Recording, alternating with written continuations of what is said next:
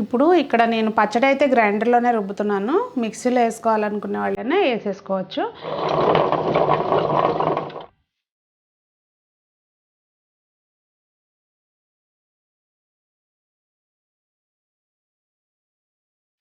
పెద్దలందరికీ నమస్తే, పిల్లలందరికీ హాయ్. ఎలా ఉన్నారు? అందరూ బాగున్నారా? మేము చాలా బాగున్నామండి. మీరు కూడా చాలా చాలా బాగున్నారని ఆశిస్తున్నాను. చాలా రోజుల తర్వాత మనం కొంచెం వంటల వీడియోలు అనేది మొదలుపెట్టాము చేసుకోవడం. అంటే వంటలు చేస్తున్నా కానీ నాకు వీడియో షూట్ చేయడానికి కుదరట్లేదు. నేను రీసెంట్గా గుడ్డట్టు పులుసు అని చెప్పి పోస్ట్ చేశాను కదా వీడియో. భలే మంచి మంచి కామెంట్స్ వచ్చినాయి. అయితే వాస్తవంగా చూడకపోతే కనుక ఆ వీడియో చూసేయండి. చాలా మంచి రెసిపీ అనమాట. ట్రై చేయండి తప్పకుండా. నేను దాని లింక్ కూడా డిస్క్రిప్షన్లో ప్రొవైడ్ చేస్తాను, చెక్ చేయండి. అయితే ఈరోజు వీడియో ఏంటంటే మనం అల్లం పచ్చడి చేయడం, అది కూడా కొలతలతోటి మీకు ఈరోజు వీడియోలో షేర్ చేస్తాను. నేనేంటంటే మామిడి అల్లంతో పచ్చడి పడుతున్నాను. ఏ అల్లమైనా తీసుకోవచ్చు అనుకోండి, ఫ్లేవర్ బాగుంటుంది. అది అంతే. మనకి ఏంటంటే అల్ల పచ్చడి ఒకటి ఉంటే ఇంట్లో టకటక అసలు చట్నీలు గబగబా హడావిడిలో ఉన్నప్పుడు చట్నీలు చేసినా చేయకపోయినా పని నడుస్తూ ఉంటుంది అనమాట. నాకు దాదాపు అల్ల పచ్చడి అయిపోయి కూడా 1.5 month అయిపోయింది. ఈరోజు పట్టేశాను ఆల్రెడీ. ఇదిగోండి, సో మీకు రెసిపీ షేర్ చేస్తాను. సో అల్ల పచ్చడికి కావాల్సిన పదార్థాలు అన్నమాట, మెయిన్ ఇంగ్రీడియంట్స్ వచ్చేసి చింతపండు ఒక 1/4 kgకి నేను చెప్తున్నాను కొలతలు. అల్లం కూడా 1/4 kg. అయితే ఇది ఏంటంటే మనకి మ్యాంగో అల్లం అనమాట. అంటే ఇది మొత్తం చూసారా, ఇట్లా అసలు పీచు అనేది ఉండదండి. ఇదిగోండి ఇట్లా ఉంటుంది లోపల వైపున, అస్సలు పీచు ఉండదు. మనకి తుంపితే మామిడికాయ ఫ్లేవర్ వస్తుందన్నమాట. తెలిసే ఉంటుందిలేండి చాలామందికి. అది మ్యాంగో అల్లము. ఇంకా 1/4 kgకి ఒక 1/4 కప్పు ధనియాలు, 1 టేబుల్ స్పూను జీలకర్ర, బెల్లం అనేది మన టేస్ట్కి అనుగుణంగా. కొంతమంది ఎక్కువ స్వీట్ తింటారు, కొంతమంది తక్కువ తింటారు. నాకైతే కొంచెం స్వీట్గానే ఉండాలి అల్ల పచ్చడి. 2 కుందులు అనమాట, అంటే దాదాపు 1/2 kg ఉంటుంది. ఇవి వెల్లుల్లిపాయలు ఒక 200 గ్రాములు అట్లా ఉంటాయి. వెల్లుల్లిపాయలు ఒలిచేసి, అంటే పొట్టేం అవసరం లేదు, నలిగిపోతుంది. కారం వచ్చేసి 1/4 kg, ఉప్పు 1/4 kg. ఇది చాయ్ మినపప్పు అనమాట, అంటే పొట్టు తీసిన మినపప్పు, ఇంకా అదొక టేబుల్ స్పూను. ఇవి మనం ముఖ్య పదార్థాలు. ఇంకా ప్రాసెస్ చూసేద్దాము.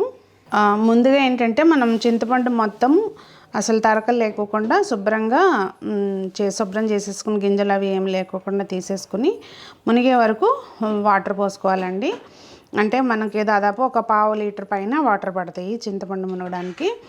ఇంకా ఇక్కడ వచ్చేసి అల్లం శుభ్రంగా కడిగేసుకుని ముందే ఆరబెట్టేసుకుని ఉంచుకోవాలి. నేనేమి దీనికి పొట్టు తీయలేదండి. చూసారు ఎంత నీట్గా ఉందో, ఏం పొట్టు తీయలేదు, అలాగే వదిలేసాను.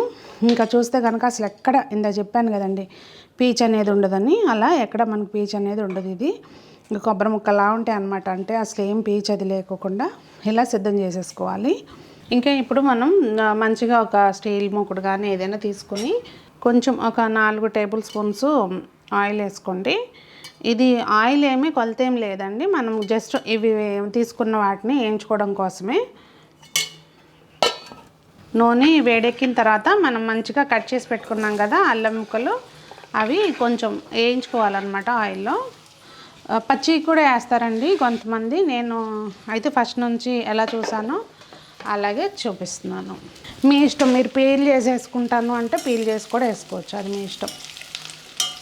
వీటిని జస్ట్ కొంచెం ఆ పచ్చి వాసన పోయేటట్టుగా మనం వేయించుకోవాలి. ఇదిగోండి అట్లా ఒక 2 నుంచి, అంటే 2-3 కాదులేండి, నేను టైం ఏం చూడలేదు, 4-5 నిమిషాలు పడుతుంది.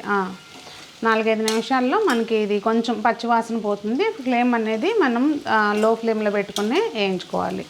అప్పుడు మనకి మంచిగా పచ్చివాసన అది పోయి మంచిగా కుక్ అవుతుంది. ఇప్పుడు దీన్ని మనం వేరే బౌల్లోకి తీసేసుకుందాము.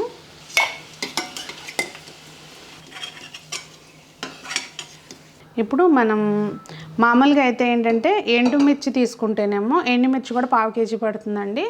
అది ముందు వేయించుకోవాలి. ఇక్కడ నేను కారం తీసుకున్నాను కనుక అది వేయించాల్సిన పని లేదు కనుక అల్లం వేయించేసాను.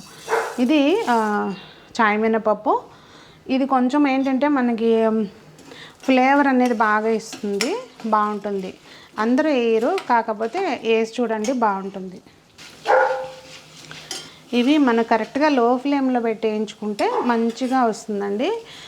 అసలు చాయ్ మినపప్పు వేగేటప్పుడు ఆ స్మెల్ ఉంటుంది చూడండి, ఎంత మంచి వాసన వస్తుందో. ఇవి కొంచెం దోరగా వేగంగానే మనం ధనియాలు తీసుకున్నాం కదా, ఒక పావు కప్పు ఆ ధనియాలు కూడా వేపుకోవాలి.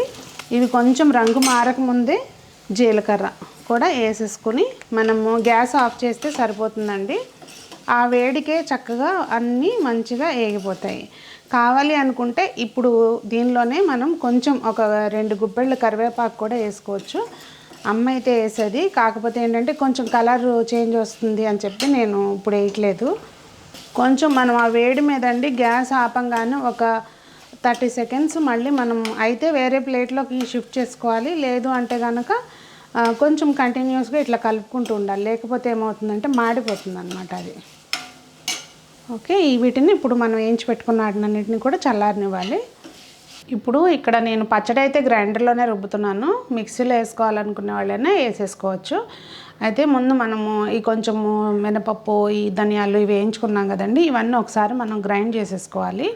దీంతోపాటు కొంచెం ఇది నలిగిన తర్వాత అప్పుడు కొద్దిగా ఉప్పు అలాగే వెల్లుల్లిపాయలు కూడా వేసేసుకుని గ్రైండ్ చేసేసుకుందాము.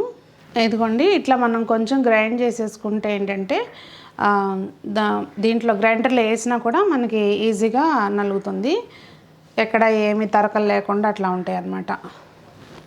ఇలాగే కొంచెం అల్లం ముక్కలు కూడా ఒకసారి కచ్చాపచ్చగా గ్రైండ్ చేసేసుకోవాలి. ఇదిగోండి, ఇట్లా మనం కొంచెం కచ్చాపచ్చగా నూరుకుంటే ఏంటంటే గ్రైండర్లో ఈజీగా నలిగిపోతుంది అన్నమాట. ఇట్లా అల్లం కూడా రెడీ చేసేసుకున్నాను నేను. ఇంకెప్పుడు గ్రైండర్ వేసుకోవడమేనండి. ప్రాసెస్లో మనం ఎక్కడ కూడా అండి ఏది తడి లేకుండా చూసుకోవాలన్నమాట. సో మనము గ్రైండర్లోకి నానబెట్టుకున్న చింతపండు అంతా కూడా వేసేసుకోవాలండి. వాటర్తో సరిపడా వేసుకుంటే ఏంటంటే ఈజీగా గ్రైండర్ అనేది తిరుగుతుంది. ఇంకా ఇప్పుడు ఇది మనం చక్కగా అల్లం ముక్కలు అలాగే వెల్లుల్లిపాయలు అలా వేయించుకున్నవన్నీ కూడా కలిపి మిక్సీ పెట్టుకున్నాం కదండి, అవన్నీ కూడా ఇందులో వేసేసుకోవాలి. వేసేసుకున్న తర్వాత మంచిగా ఈ పేస్ట్ అనేది బాగా ఈ వేసుకున్న పదార్థాలన్నీ కూడా బాగా నలిగేటట్టుగా మనం గ్రైండర్ అనేది తిరగనివ్వాలి. ఇదిగోండి, ఇట్లా నలిగితే సరిపోతుంది అనమాట. ఇలా నలిగిన తర్వాత మనం దీనిలోకి ఇందాక కొలత పక్కన పెట్టుకున్నాం కదా కారము, ఆ కారం మొత్తం యాడ్ చేసేసుకోవాలి. ఆ కారం అంతా కలిసి మళ్ళీ మంచిగా గ్రైండర్ తిరుగుతుంది అనుకున్నప్పుడు బెల్లము నేను మొత్తం ఇక్కడ 2 గడ్డలు వేస్తున్నానండి. అంటే 2 పీసెస్ దాదాపు 450 గ్రామ్స్ నుంచి 500 గ్రామ్స్ వరకు ఉంటుంది బెల్లం అనేది. ఇది నేను మొత్తం వేసేస్తున్నాను. వేసిన తర్వాత మనకి మంచిగా అంటే పచ్చడి గ్లాసీగా వచ్చేయాలన్నమాట. అంటే బాగా ఇట్లా మంచిగా పాకంలాగా టైప్లో వచ్చేస్తుంది.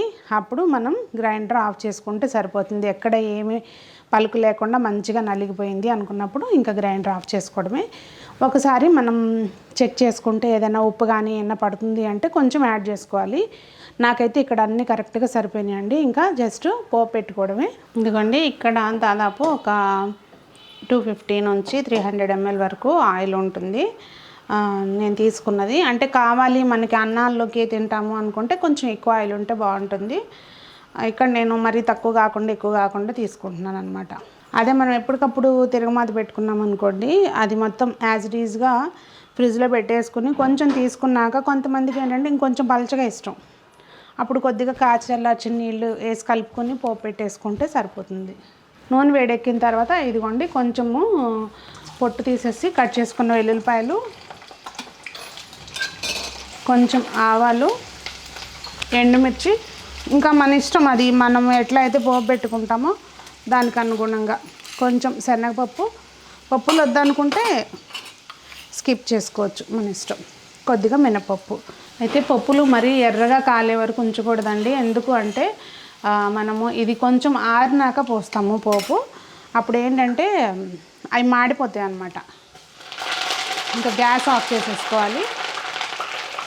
ఇట్లా ఉండగానే ఆపేసామనుకోండి ఆ వేడికి మంచిగా ఏగిపోతాయి అన్నమాట. ఈ పప్పులు అనేవి మాడకుండా ఉంటాయి. ఇదే వేడి నూనె కనుక మనం దాంట్లో పచ్చడిలో పోసామనుకోండి ఇట్లా మాగినట్టు అయిపోతుంది అన్నమాట. సో ఆ ఫ్రెష్నెస్ ఉండదు. అలా కాకుండా కొంచెం ఆరినాక పోసుకుంటే బాగుంటుంది. సో దీన్ని మనం ఆరబెట్టేద్దాం మంచిగా. ఇది పూర్తిగా చల్లారినాకే పోసుకోవాలని చెప్పాను కదా, పూర్తిగా అదిగోండి మొత్తం మంచిగా చల్లారిపోయింది. మనం అదే వేడి మీద పోసామనుకోండి ఇట్లా మాగినట్టు అయిపోతుంది అనమాట. ఈ పప్పులు కూడా అసలు ఏం మాడలేదు చూసారా. మనం సరైన టైంలో గ్యాస్ ఆఫ్ చేసుకోవాలి. ఇంక ఇప్పుడు ఇది మంచి కలిపేసుకొని ఫ్రిడ్జ్లో పెట్టాలని ఏం లేదు. ఫ్రిడ్జ్లో పెట్టుకుని ఎప్పుడప్పుడు తీసుకోవాలి అంటే కనుక ఫ్రిడ్జ్లో పెట్టుకోవచ్చు. మాకైతే ఊరికే అయిపోతుంది. ఇది మనకి సంవత్సరం అంతా ఉన్నా అసలు ఏమీ తేడా రాదు. పచ్చడి మంచిగా ఉంటుంది. ఈసారి అయితే పర్ఫెక్ట్గా వచ్చింది. అంటే ఎప్పుడు రాదని కాదు, కొంచెం ఉప్పు అటు ఇటు అవుతుంది, కానీ పర్ఫెక్ట్గా వచ్చింది. అసలు ఉప్పు కూడా నేను మళ్ళీ ఏం కలపలేదు. ఇందాక మీకు చూపించినంత మొత్తం పట్టింది. కొంతమంది ఏంటంటే బాగా ఆయిల్ ఎక్కువ వేసుకుంటారు. మాకు మొదటి నుంచి కూడా అల్లం పచ్చడిలో అంత ఎక్కువేం కలపరు. అది మన చాయిస్ అన్నమాట. కొంచెం ఎక్కువ ఇష్టపడే వాళ్ళు అయితే ఇంకా కొంచెం ఎక్కువ వేసుకోవచ్చు. ఇదిగోండి, ఇది ఎట్లా అన్నా పడదు. గట్టిగా రుబ్బుకుంటే ఏంటంటే బెనిఫిట్, మనము ఇది యాజ్ ఈజ్గా తిరగమాత పెట్టుకోకుండా దీన్ని ఇలాగే ఫ్రిడ్జ్లో పెట్టేసుకున్నాం అనుకోండి, ఎప్పటికప్పుడు అంత తీసి చక్కగా మంచిగా ఆయిల్ వేసుకుని తిరగమాత పెట్టుకుంటే ఫ్రెష్గా ఉంటుంది. సంవత్సరం అంతా పద్దాగా పట్టాలి అనే గొడవ లేకోకుండా సరిపోతుంది అనమాట. ఇంకొంచెం ఎక్కువ క్వాంటిటీలో పట్టుకున్నా సరిపోతుంది.